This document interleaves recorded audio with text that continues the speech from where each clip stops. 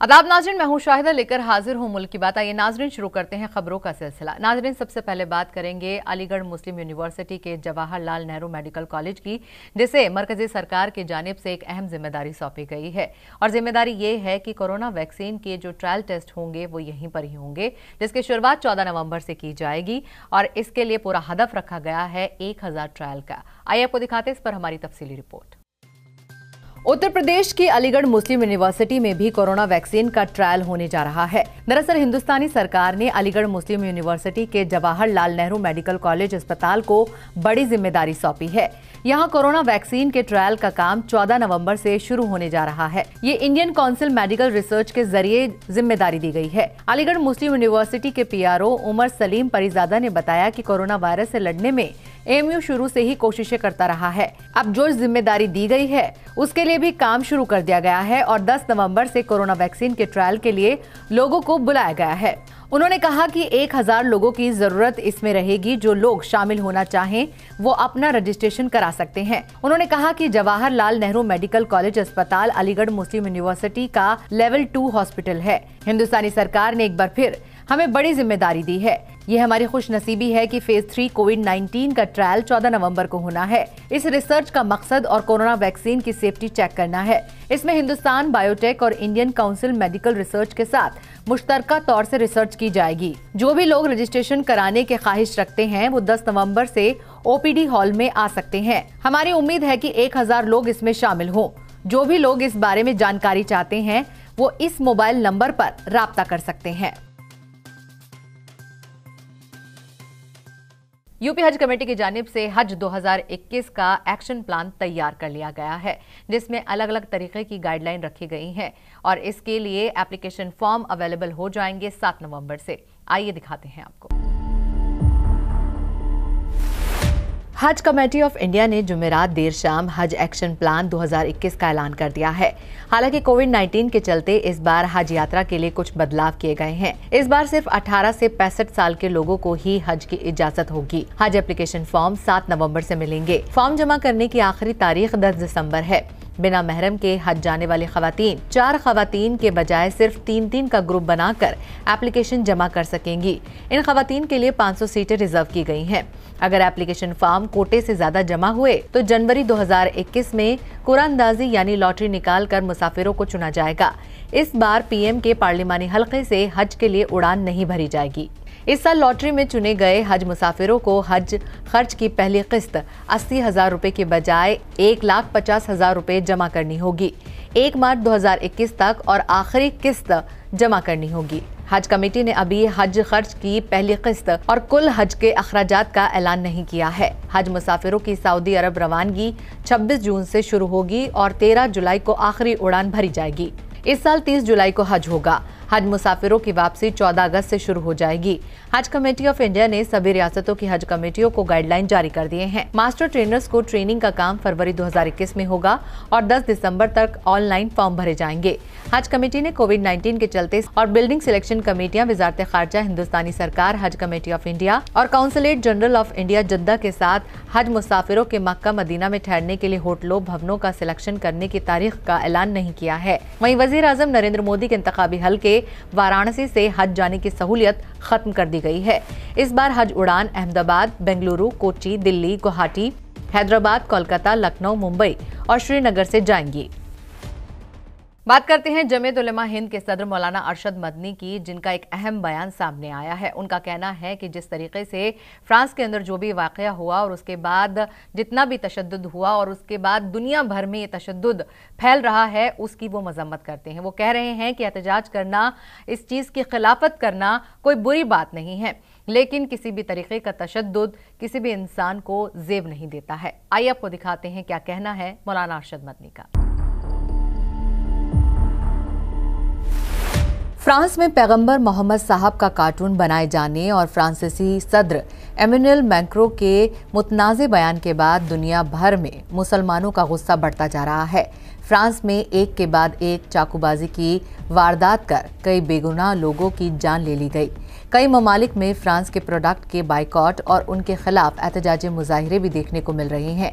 इस बीच जमीयत उलमा हिंद ने बयान जारी कर ऐसे वाक़यात पर फिक्र जाहिर की है। जमीयत उलेमा हिंद के सदर मौलाना अरशद मदनी ने तहरीरी बयान जारी कर फ्रांस के साथ दुनिया के अलग अलग हिस्सों में पेश आ रही वारदातों पर फिक्र जाहिर करते हुए कहा कि वो ये नहीं कह रहे हैं कि आप इस काले कानून या टीचर या इस कंपनी के नफरत आमेज उसूलों की मुखालफत ना करें, लेकिन उनके ख्याल में कानून को अपने हाथ में लेना, अमन बदअमनी फैलाना, कत्ल या तशद्दुद करना इस्लाम के सही किरदार को पेश नहीं करता है। उन्होंने कहा कि मैं इस बात को इसलिए कह रहा हूं कि हम अपने मुल्क में 50 सालों से इसी तरह की सियासत का शिकार हैं। हमारे मुल्क में हिंदू भाई गाय की पूजा करते हैं।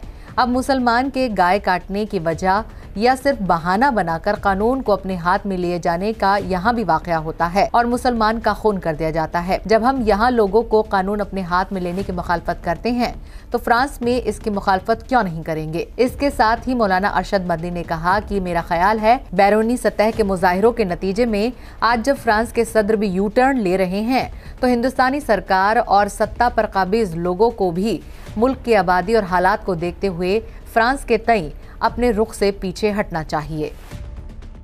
हिंदू पॉलिटिकल लीडर साध्वी प्राची का एक मुतनाज़े बयान सामने आया है जिसमें उन्होंने लव जिहाद करने वाले लड़कों को सरेआम फांसी देने की बात कही है। साथ ही साथ उन्होंने कहा कि कुरान के ऊपर पाबंदी लगा देनी चाहिए। इसके अलावा उनका यह भी कहना है कि तमाम मस्जिद को तोड़कर मंदिर बना देना चाहिए। क्या कहना है उनका, मजीद आइए आपको दिखाते हैं।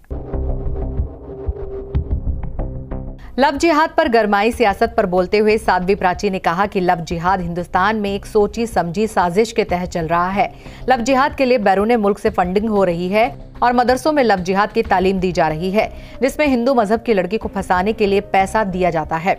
लव जिहाद के खिलाफ बनने वाले कानून पर पूछे जाने पर उन्होंने कहा कि लव जिहाद करने वाले को सरेआम चौराहे पर फांसी की सजा देने का कानून बनना चाहिए। लव जिहाद हिंदुस्तान के अंदर एक सोची समझी साजिश है और एक बहुत बड़ा षड्यंत्र, आज से नहीं बहुत पुराने जमाने से ये षड्यंत्र चल रहा है। मदरसों में ये पढ़ाया जाता है, विदेशों से फंडिंग हो रही है। ब्राह्मण की लड़की होगी तो 25 लाख लव जिहाद में फंसा करके जो लाएगा उसको मिलेंगे। क्षत्रिय की लड़की होगी तो 20 लाख, वैश्य की होगी तो 15 लाख और शूद्र की होगी तो 10 लाख। तो योजना के तहत ये चल रहा है हिंदुस्तान के अंदर और इस समय पूरे देश के अंदर ये लव जिहाद बड़ी तेजी के साथ, पहले तो बहला फुसला करके कलावा बांधते थे, तिलक लगाते थे, डब्बू और बब्बू पप्पू नाम रखते थे। अब तो सरेआम अगर लड़की धर्म परिवर्तन नहीं करती जबरदस्ती तो उसको मौत के घाट उतारा जा रहा है। इस पर कड़े से कड़ा कानून बनना चाहिए। लव जिहादी को ना अपील होनी चाहिए, ना सुनवाई होनी चाहिए, केवल ठुकाई होनी चाहिए ताकि 72 हूरों के उन्हें दर्शन हो सके। सरेआम चौराहे पर उन्हें फांसी की सजा हो।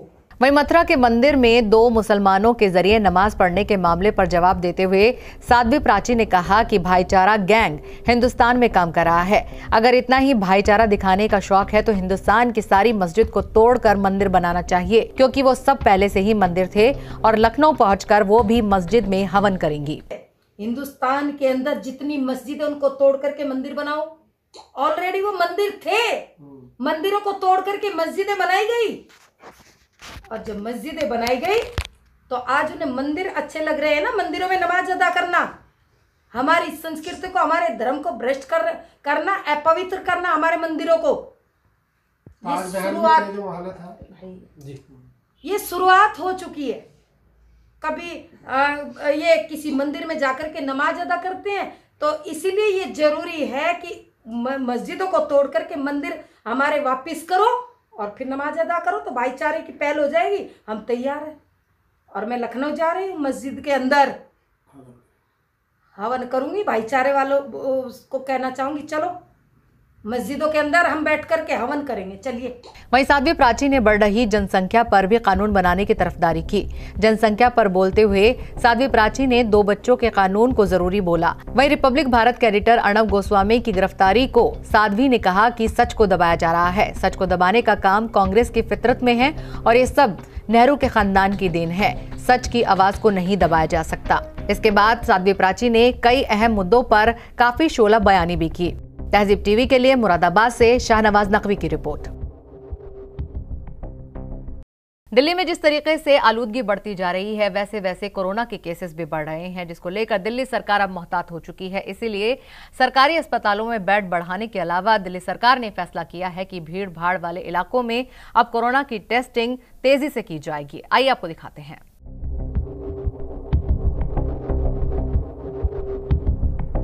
दिल्ली सरकार ने कोरोना के मद्देनजर सरकारी अस्पतालों में बेड की तादाद और बढ़ाने का फैसला लिया है।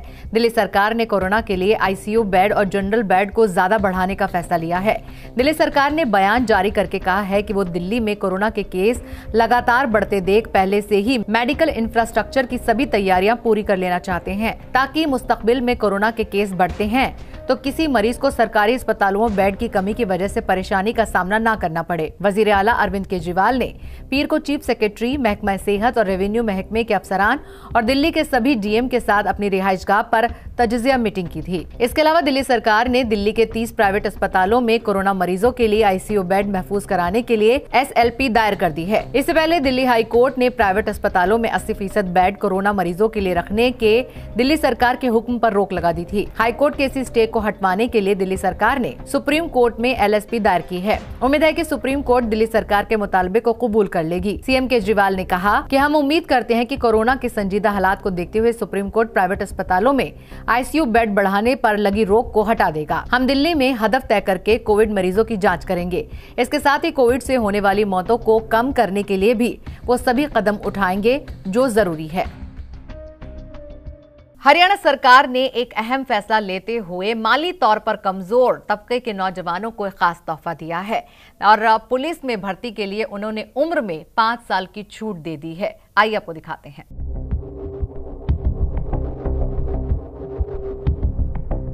हरियाणा में माली तौर पर कमजोर तबके EWS के नौजवानों को सरकार ने बड़ी राहत दी है। पुलिस भर्ती में इन्हें उम्र में 5 साल की छूट मिलेगी। इससे हजारों नौजवान फायदा हासिल करेंगे। सीएम मनोहर लाल खट्टर ने असेंबली में इसका ऐलान किया। नारनौल से जजपा MLA राम कुमार गौतम ने मानसून सेशन के दूसरे मरहले के पहले दिन क्वेश्चन आवर में इसे लेकर सवाल पूछा था, जिस पर वजीर दाखिला अनिल विज ने कहा कि माली तौर से कमजोर जुमरे के उम्मीदवारों को उम्र में 5 साल की छूट देने की कोई तजवीज सरकार के पास ज़ेर गौर नहीं है। ये मशवरा अच्छा है, इस पर गौर करेंगे। गौतम ने फौरन कहा कि सीएम साहब तो थोड़े कंजूस हैं, लेकिन विज से ऐसी उम्मीद नहीं है। इससे पहले कि अनिल विज कुछ कह पाते, सीएम ने महाज संभाल लिया और फौरन कहा माली तौर से कमजोर तबके के इन नौजवानों को मरकजी सरकार की नौकरियों में 10% का रिजर्वेशन तो दिया था, जिसे रियासत में भी नाफिज किया गया है। इस जुमरे के नौजवानों को पुलिस भर्ती में उम्र की कोई छूट नहीं दी गई थी। इस बारे में उन्होंने अपनी सतह पर भी कई मशवरे मांगे थे और उन्हें काफी मशवरे भी मिले थे, जिसमें ये छूट की बात भी कही गई थी। इसके बाद उन्होंने फौरन ही पुलिस भर्ती की उम्र में 5 साल की छूट का ऐलान कर दिया, जिसके बाद असेंबली में वजीर आला मनोहर लाल खट्टर के इस कदम की काफी सताइश की गई। All India Muslim women personal law board की सदर शाइस्ता अंबर का एक खास बयान सामने आया है। शाइस्ता अंबर ने रियासती सरकार से मुतालबा किया है कि वक्फ की जितनी जमीनें हैं वहां पर कहीं ना कहीं तलाकशुदा खवातीन को और जरूरतमंदों को रिहाइश के लिए घर दिया जाए, वो भी 30 साल के लिए, जब तक वो खुद मुख्तार ना हो जाए। क्या कहना है शाइस्ता अंबर का, आइए आपको दिखाते हैं। ऑल इंडिया मुस्लिम महिला पर्सनल लॉ बोर्ड की सदर शाइस्ता अंबर ने पिछले कुछ वक्त से तलाकशुदा खवातीन के हुकूक और उनकी फलाह के लिए काफी काम किया है और इसी जद्दोजहद में वो कई बार वजीर आजम से लेकर रियासत के वजीर आला योगी आदित्यनाथ से मिल चुकी हैं। उनका कहना है कि गुज़िश्ता दिनों वजीर आला योगी ने अपने बयान में कहा था कि तलाकशुदा खवातीन को 6,000 रुपए दिए जाएंगे और रिहाइश के लिए भी कुछ इंतजाम होंगे, पर अभी तक इस मुद्दे पर कोई ठोस कदम नहीं उठाए गए हैं। शाइस्ता अंबर का मुतालबा है कि वक्फ की जमीनों पर तलाकशुदा खवातीन, बुजुर्गों, यतीम और जरूरतमंद गरीबों को 30 साल तक के लिए रहने को आशियाना दिया जाए और जब तक वो खुद मुख्तार ना हो जाएं, तब तक वो वहां रह सके। उसके बाद किसी दीगर जरूरतमंद को वो जगह दे दी जाए। इसके अलावा उनका कहना है कि जल्द अज जल्द तालीम, रोजगार का इंतजाम और सरकारी मंसूबों को नाफिज किया जाए, क्योंकि 6,000 देने से अच्छा है कि ये तारीखी अमल हो, ताकि सभी मुल्क की तरक्की में बराबर के साथ ताउन दे सके। वाज़ेह रहे कि शाइस्ता अंबर 2010 से इन सभी मुद्दों पर जद्दोजहद कर रही हैं। इसके अलावा वो वजीर आजम से लेकर योगी आदित्यनाथ और वक्फ बोर्ड के आला ओहदेदारान से भी खत लिखकर मुतालबा कर चुकी हैं। तहजीब टीवी के लिए लखनऊ से अहमद हुसैन रिजवी की रिपोर्ट। गोरखपुर मदरसा मॉडर्नाइजेशन असातीज़ा की अगर बात करें तो उनकी हालत बेहद ही खराब हो चुकी है। नाज़रीन, आपको बता दें कि पिछले 50 महीने की तनख्वाह उनकी पेंडिंग पड़ी हुई है और अब जब वो चाहते थे कि उनकी तनख्वाह मिल जाए उन्हें, तो सिर्फ 6 दिन की तनख्वाह सरकार की जानिब से पहुंचाई गई है, जो कि ऊंट के मुंह में जीरे के बराबर है। आइए आपको दिखाते हैं इस पर हमारी रिपोर्ट। 28 अक्टूबर को director of minority welfare UP ने सभी जिला माइनॉरिटी फलाह के अफसरान को मरकजी सरकार के जरिए जारी तनख्वाह अदायगी का बजट भेजा है। गोरखपुर के 156 मदरसे के 464 असातीज़ा के लिए 10,85,286 रुपए अलॉट हुए हैं। जिले के 97 ग्रेजुएट असातीज़ा को 1,306 रुपए, मास्टर्स और बीएड को 368, असातीज़ा को 2,612 रुपए मिलेंगे। ये पेमेंट करीब 6.5 दिन की है। इतने कम बजट की पेमेंट को लेकर मदारिस के असातीज़ा में बेहद नाराजगी है। अभी मानदेय हमारा 6.5 दिन का आया है। ये हमारे लिए ऊँट के मुंह में जीरा के बराबर है और इस लॉकडाउन में और इस जनता कर्फ्यू में हमारा गुजारा कैसे हो रहा है ये हम समझ सकते हैं। पिछले 5 सालों से मेरा बेटा बीमार चल रहा है। वो लाइलाज बीमारी थैलेसीमिया से ग्रसित है। उसको हर महीने ब्लड चढ़ाना पड़ता है। हमारे लिए पैसा इंतज़ाम करना बहुत मुश्किल हो जा रहा है। हमारी सरकार से जो है गुजारिश है कि ये योजना बंद करके हम लोगों को जो है समायोजित किया जाए। हमारा जो मानदेय है वो जल्द से जल्द हमको दे दिया। लोगों को बोनस मिल रहा है दिवाली का, हम लोगों को 6.5 दिन की तनख्वाह मिल रही है और इतने लंबे इंतज़ार के बाद। तो गवर्नमेंट से हमारा ये इल्तिजा है, गुजारिश है कि हमारी मानदेय को जल्द से जल्द वो रिलीज़ करें। मदरसा फातिमा निस्वा स्कूल नंबर 1 के टीचर आसिफ महमूद ने कहा कि इतना इंतजार करने के बाद थोड़ा सा पैसा आया, जिससे किसी का कर्ज तक अदा नहीं किया जा सकता। उनका बेटा हमेशा बीमार रहता है और इलाज के लिए पैसों की सख्त जरूरत होती है। 5 सालों तक यहाँ पर काम किया और वो भी मजाक बनकर रह गया। सरकार बहुत ही इम्तियाजी सुलूक कर रही है। सरकार को अगर इस स्कीम को चलाना है तो ढंग से चलाए, वरना फिर बंद कर दे। कम से कम हम दूसरा कोई काम करके अपना और अपने परिवार का पेट भर सकेंगे। सबका साथ सबका विकास नहीं, मदरसा असातीज़ा का सत्यानाश हो रहा है। हम लोग का जो केंद्रांश है, जो मरकजी हुकूमत से आता है, यानी केंद्र सरकार से आता है, ये लगभग 12,000 प्रति माह के हिसाब से आता है। लगभग 52 महीने से ऊपर, लगभग 54 महीने के आसपास का मानदेय बकाया है। लेकिन बड़े अफसोस की बात है, बहुत ही अफसोस की बात है कि इस संवेदनशील गवर्नमेंट की ये कारस्तानी देखिए कि मात्र 6.5 दिन का मानदेय भेजा है। आप खुद समझ सकते हैं कि इस महंगाई के दौर में और इधर 6 महीने से ज़्यादा का टाइम लॉकडाउन में गुजर गया, कैसे हम लोग जो है अपनी ज़िंदगी गुजर बसर करेंगे, ये समझने और सोचने की बात है। ऑल इंडिया मदरसा मॉडर्नाइजेशन टीचर एसोसिएशन के ब्लॉक सदर नवेद आलम ने कहा कि इससे बड़ा मजाक हम लोगों के साथ और क्या होगा कि लगभग 52 महीने से ज्यादा की तनख्वाह की पेमेंट बाकी है और सरकार ने सिर्फ 6.5 दिन की पेमेंट दी है। इससे अच्छा तो ये होता कि मरकजी सरकार इस स्कीम को ही बंद कर देती, सभी मॉडर्नाइजेशन टीचर्स को प्राइमरी स्कूल में तहलील कर दे। सरकार ने हमारे जख्मों पर नमक रगड़ने का काम किया है। वजीर आला की यकीन दहानी के बाद हम लोगों को उम्मीद थी कि सभी का बकाया मिल जाएगा तो असातीज़ा के ऊपर जो कर्ज है वो उसे उतार पाएंगे, लेकिन मरकजी सरकार के दोहरे रवैये से अब तो हम असातीज़ा के पास खुदकुशी के सिवा कोई रास्ता नहीं दिख रहा है। पिछले महीने में हमारे संगठन ने एक धरना प्रदर्शन किया था जंतर मंतर पे। वहाँ ये आश्वासन दिया गया कि जो आपकी समस्याएं हैं, जो आपका बकाया मानदेय है, वो जारी कर दिया जाएगा। और फिर ये भी पता चला कि इस स्कीम को, जो कि पहले एचआरडी मिनिस्ट्री के थ्रू रन करती थी, इसको अल्पसंख्यक कल्याण मंत्रालय में भेज दिया गया। तो हम लोगों ने ये उम्मीद किया कि और बेहतर होगा, लेकिन अभी जो बजट की कॉपी आई उससे मात्र 6.5 दिन का जो मानदेय आया, उससे भाई हम लोग को काफ़ी निराशा हुई। एक तरफ केंद्र सरकार ये कहती है कि सबका साथ सबका विकास, लेकिन यहाँ तो उल्टा हो रहा है। विकास के नाम पर जो है ये भद्दा मजाक हो रहा है। कैसे विकास होगा, जबकि ये बीजेपी की गवर्नमेंट ये कहती है कि मदरसों का आधुनिकीकरण हो, उसमें कट्टरपंथी शिक्षा ना दी जाए। वो मदरसे में पढ़ने वाले छात्र छात्राएं देश की मुख्य धारा से जुड़े, आधुनिकीकरण होना चाहिए। लेकिन वहां आधुनिकीकरण शिक्षा दे रहे शिक्षकों के साथ ये अन्याय कैसे बर्दाश्त होगा? ऑल इंडिया मदरसा मॉडर्नाइजेशन टीचर एसोसिएशन के मीडिया इंचार्ज मोहम्मद आजम ने कहा कि मरकजी सरकार ने हम जैसे असातिज़ा के साथ ये मजाक किया है। जहां 4 साल से ज्यादा के पेमेंट बकाया हो, वहां सिर्फ 6.5 दिन की पेमेंट जारी करके असातिज़ा के साथ नाइंसाफी की गई है। एक तरफ सरकार सबका साथ सबका विकास की बात करती है, वहीं 6.5 दिन की पेमेंट जारी करके हम मदरसा असातिज़ा के साथ छलावा कर रही है। सरकार की ये करनी ऊंट के मुंह में जीरे के बराबर है। तहजीब टीवी के लिए गोरखपुर से इरफान सिद्दीकी की रिपोर्ट। यही हाल यूपी के लखनऊ का भी है। यहाँ के भी मॉडर्नाइजेशन मदरसे के असातिज़ा पहुंचे वजीर आजम नरेंद्र मोदी और वजीर दाखिला अमित शाह के पास एक मेमोरेंडम लेकर, और उन्होंने इस बात के लिए दरखास्त की है कि जितनी भी रुकी हुई सैलरियां हैं असातिज़ा की, उन्हें वापस से दिया जाए, उनकी अदायगी मुकम्मल की जाए। आइए देखते हैं। उत्तर प्रदेश में मदरसा मॉडर्न टीचर को पिछले 4 साल से तनख्वाह न मिलने की वजह से मदरसा मॉडर्न टीचर भुखमरी के दहाने पर हैं। रियासत में 8,500 मदारिस के 25,000 मदरसा टीचर पिछले 4 साल से बकाया तनख्वाह न मिलने के सबब परेशान हैं, जिसको लेकर मदरसा मॉडर्नाइजेशन टीचर ने पीर को मुल्क के पीएम नरेंद्र मोदी और वजीर दाखिला अमित शाह को मेमोरेंडम भेजकर बकाया सैलरी की गुहार लगाई है।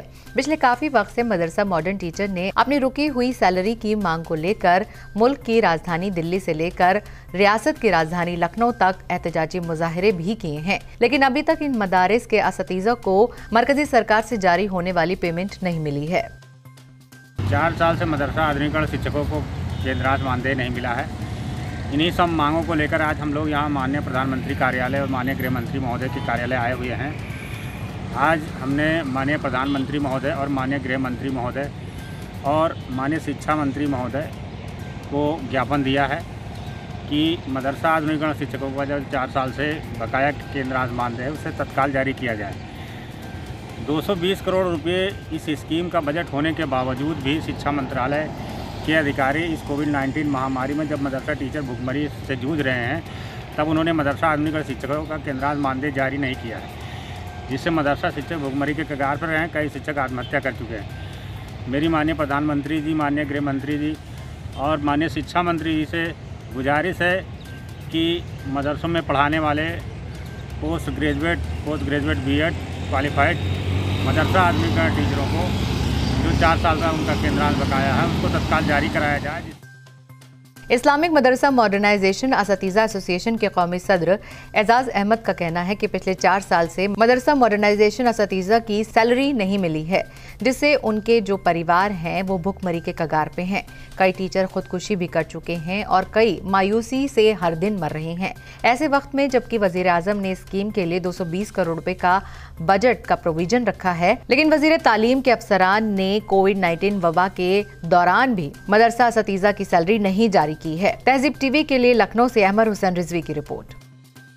नाज़रीन, बात करते हैं जामिया के प्रोफेसर इमरान अली के बारे में, जिन्होंने एनालिटिकल केमिस्ट्री के अंदर पूरी दुनिया के अंदर 24वां मकाम और हिंदुस्तान में पहला मकाम हासिल किया है। आइए देखते हैं।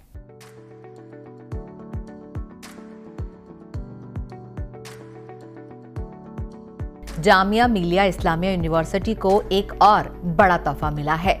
जामिया में केमिस्ट्री के प्रोफेसर इमरान अली को इंडिया का नंबर 1 साइंटिस्ट ऐलान किया गया है। उन्हें यह खिताब अमेरिका के स्टैनफोर्ड यूनिवर्सिटी की जानिब से दिया गया है।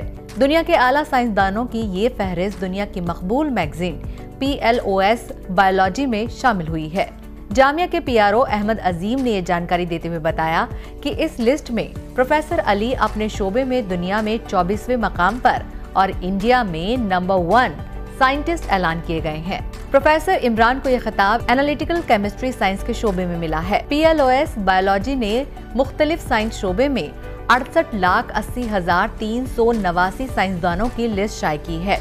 ये वो साइंटिस्ट हैं जिन्होंने अपने अपने शोबे में अहम रिसर्च का काम किया है। वहीं जामिया की चांसलर प्रोफेसर नजमा अख्तर ने यूनिवर्सिटी के साइंसदानों की इस बड़ी कामयाबी पर खुशी जाहिर करते हुए सभी को मुबारकबाद पेश की है। उन्होंने कहा है कि साइंसदानों ने ऐसे वक्त पर ये परचम लहराया है जब जामिया अपनी फाउंडेशन के 100वें साल का जश्न मना रहा है। उन्होंने कहा कि साइंसदानों ने एक बार फिर से साबित कर दिया है कि जामिया आला मयार वाली रिसर्च और तालीम दोनों में बेहतर काम कर रहा है। प्रोफेसर इमरान अली के अलावा जामिया के 12 और साइंटिस्ट ने दुनिया के आला 2% साइंसदानों के बीच में जगह बनाई है।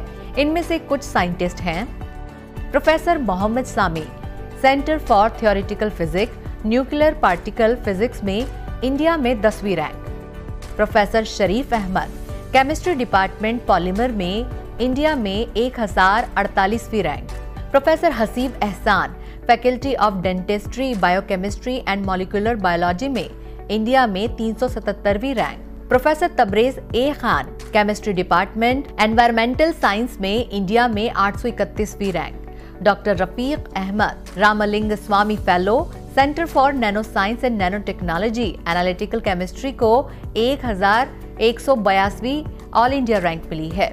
Doctor Atiq Ur Rahman, geography department और जियोलॉजी इंजीनियरिंग में इंडिया में 1219वीं रैंक मिली है। Doctor Abid Haleem, mechanical engineering department business and management में ऑल इंडिया में 1422वीं rank, professor Tauqeer Ahmad, chemistry department all India 1687वीं rank, doctor MD Imtiaz Hasan, centre for interdisciplinary research and basic science biophysics में 1746वीं रैंक। फिलहाल नाज़रीन, मुल्क की बात में इतना ही। फिर होंगे हाजिर मुल्क से ढेर सारी खबरें लेकर। फिलहाल दीजिए इजाजत, आप रहिए मोहतात, रखिए ख्याल अपना और देखते रहिए तहज़ीब TV।